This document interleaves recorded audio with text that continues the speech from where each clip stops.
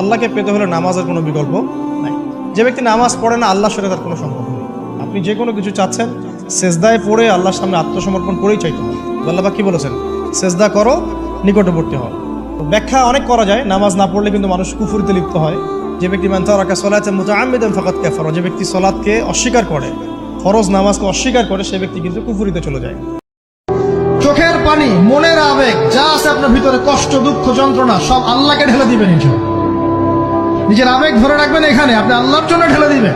মানুষকে আবেগ দেখায় কি না? মানুষ আপনার চোখের পানির মর্ম বুঝবে? মানুষ কি মানুষের চোখের পানির মর্ম বুঝে? যখন আপনি চুপচাপ থাকবেন, খুব বেশি কথা বলবেন না, বেশি অপ্রয়োজনীয় কথা বলবেন না, প্রয়োজনীয় কথা বলবেন, আল্লাহর পক্ষ থেকে আপনার কদমের উপরে ইলম আসবে। ইলমে লাদুন্নি আল্লাহর পক্ষ থেকে আসবে। ইনশাআল্লাহ দেখবেন ঠান্ডা মাথায় চিন্তা করলে সুন্দর গোছানো চিন্তা করা যায় না, এলোমেলো হবে না চিন্তাগুলো তখন। এবং যদি আমরা বেশি ব্যস্ত থাকি, বেশি কথা বলি, তখন কিন্তু চিন্তাগুলো এলোমেলো হয়ে যায়। অন্যায় করতেছে আপনি দাঁড়ান না কেন? অপরাধ করতেছে আপনি থামান না কেন? আপনার বোনের বয়সী একটা মেয়েকে টিস করতেছে কিছু ছেলেরা, আপনি দাঁড়ান না কেন? ওদের 10 জনের চেয়ে আপনার শক্তি অনেক বড়।